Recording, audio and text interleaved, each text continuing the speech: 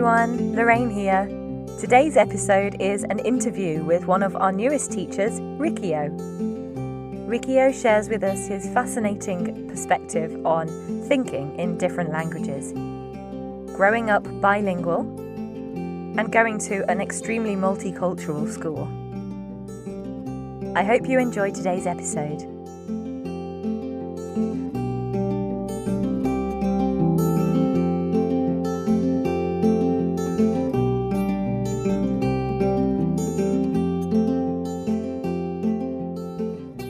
Hi Rikio, how are you today? I'm doing well, how are you? I'm very well, thanks. Thanks for joining us. I've got a few questions to ask you today for this podcast, so let's get started. Firstly, welcome to Intrepid English. Can you tell the listeners a little bit about yourself, please? Sure.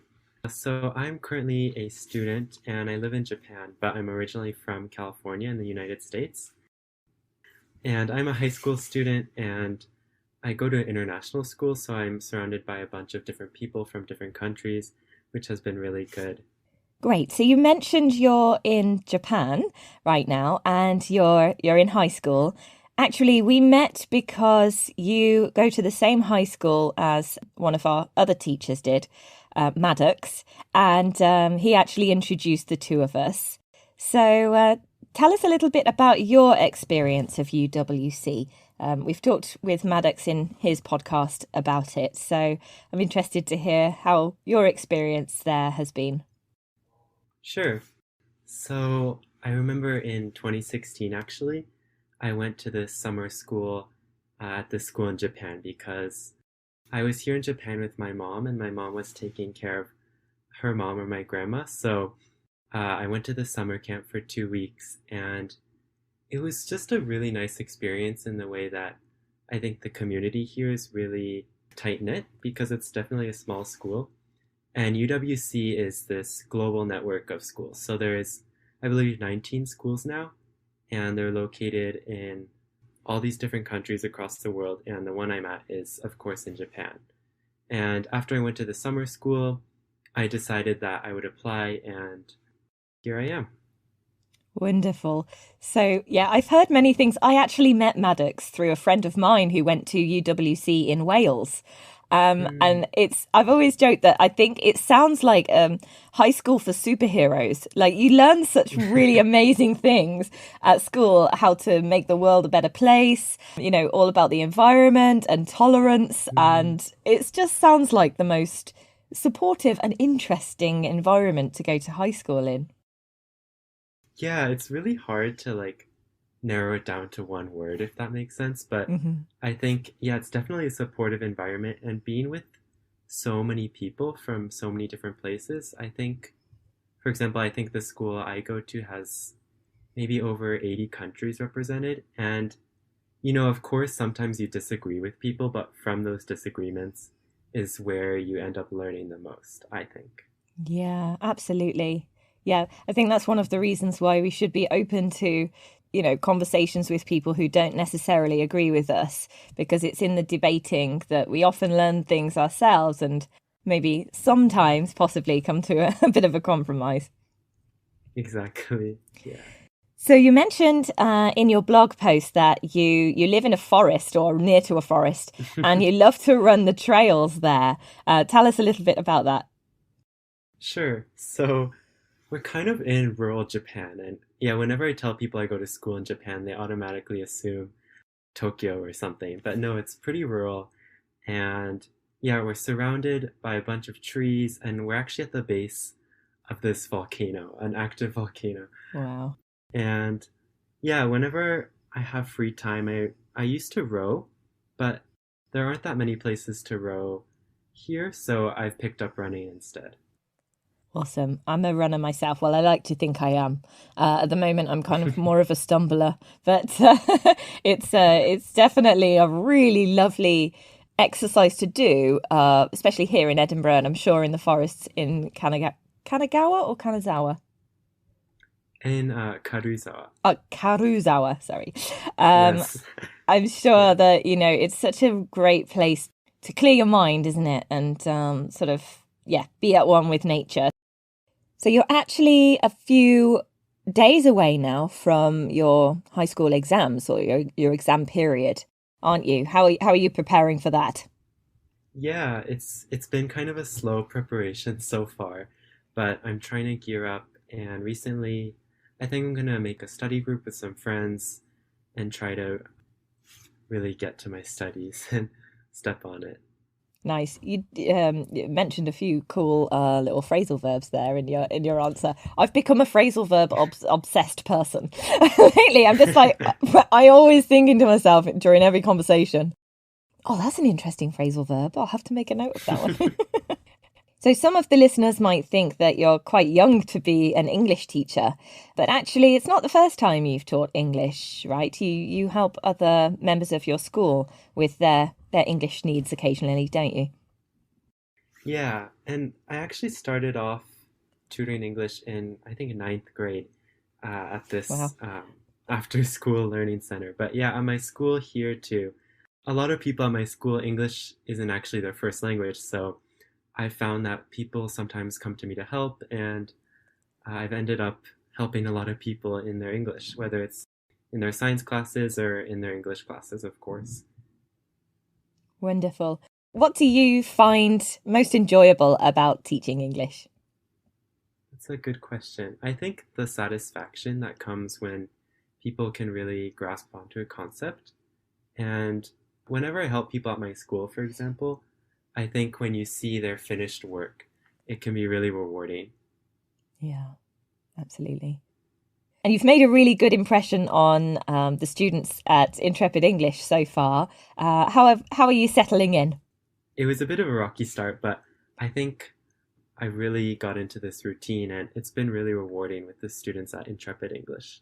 One of my students, for example, you can really tell when a student is enthusiastic and really has the motivation. And it can be really, fun to just talk with these students about what's going on in their lives and everything like that. And of course, there are also some students which just need a little bit more support, and that's perfectly fine too. But I think the most rewarding part for me so far has just been getting to know some of the students and trying to get a bit of a more personal relationship with them.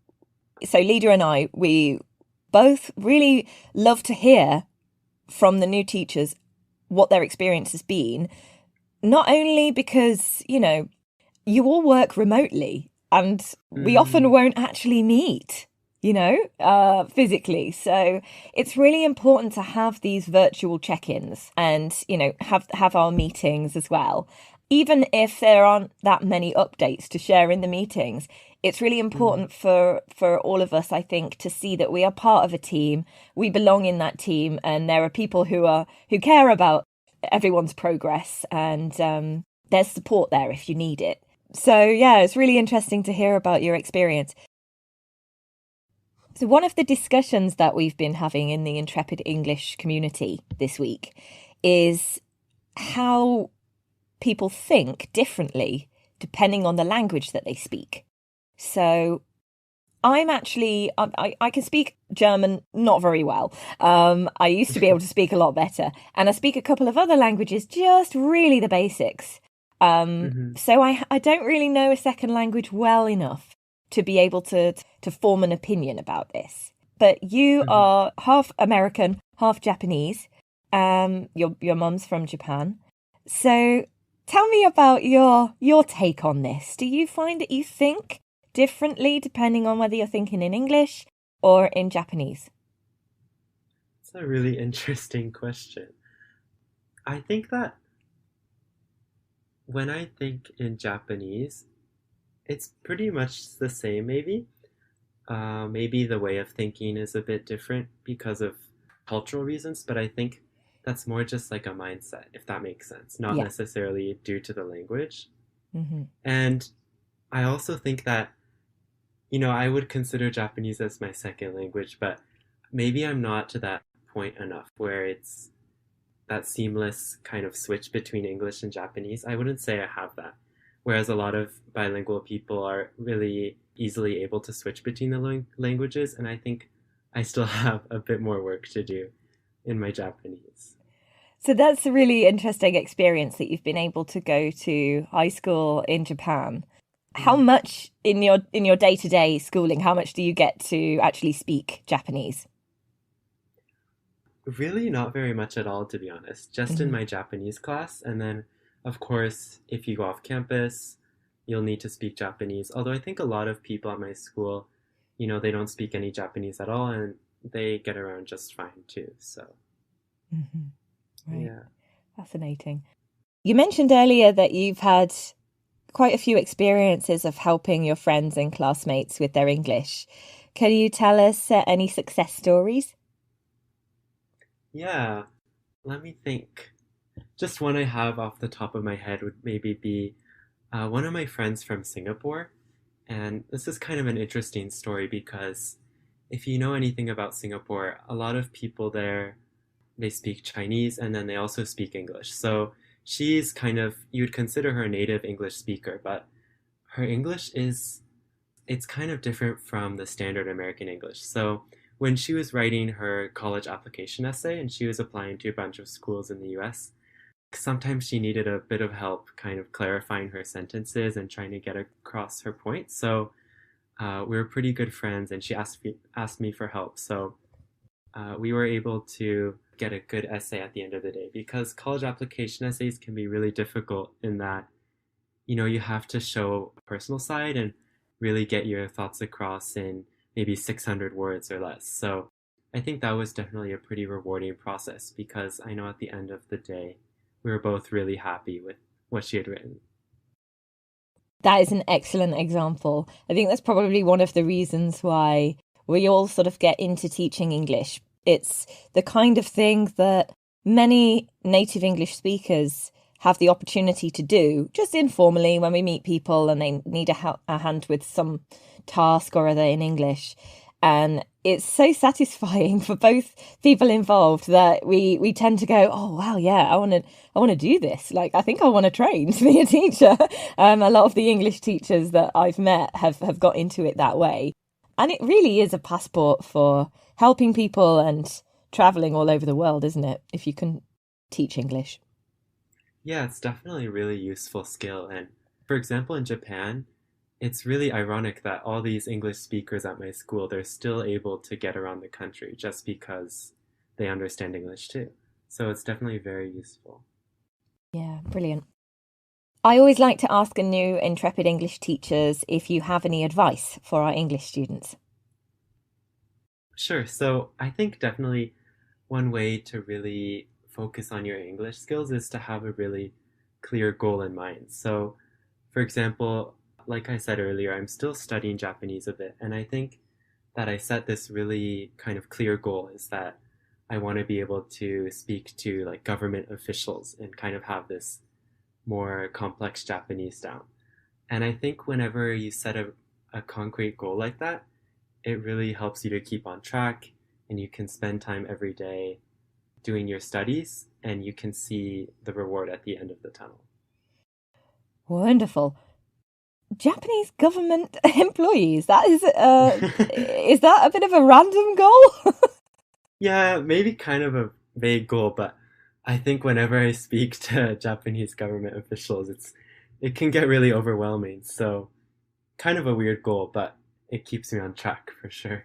Well, it's relevant to real life, isn't it? When you're living in Japan, you Yeah. know might need to call and speak to somebody. So does that mean you're learning really quite formal Japanese then? I'd say that in my current class, it's definitely more focused on writing and reading. So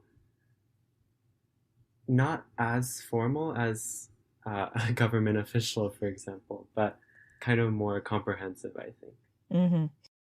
So, a lot of my students who are from Japan, they mention that the school system there teaches writing and reading in English in great detail, but they have very little opportunity to speak, which is why a lot of them have extremely good theoretical knowledge of English. But when it comes to speaking, they maybe lack the confidence that's necessary to speaking fluently in English. Hmm. So it sounds like you're actually following a similar path in Japanese then, a lot of reading and Yeah, writing. That's really interesting, actually. I've never really thought about it, but along the same lines, my mom always speaks to me in Japanese, but I always reply to her in English. So my speaking skills are really not very good at all, but my listening and my reading and writing is definitely a bit more strong. Interesting.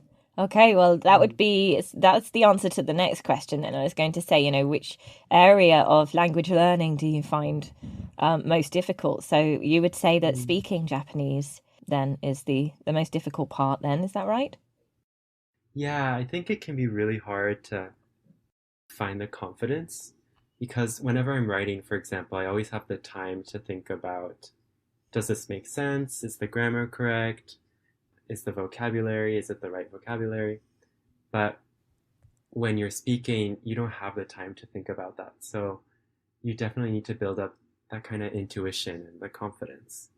And I'm sure that makes you a very empathetic English teacher as well. Then.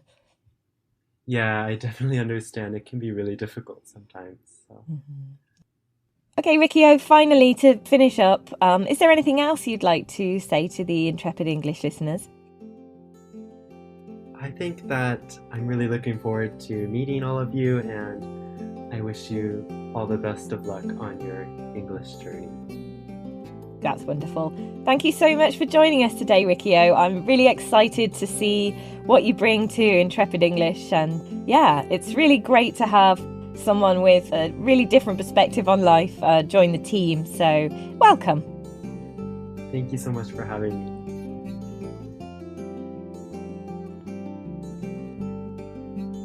What a treat. I hope you enjoyed today's episode. If you'd like to talk to Rikio further, you can book a trial lesson with him by visiting the Intrepid English website. If you liked this episode, please take a second to rate and review us on iTunes. Alternatively, if you're listening on YouTube, don't forget to subscribe so that you don't miss any future podcasts or videos. From everyone at Intrepid English, have a great day.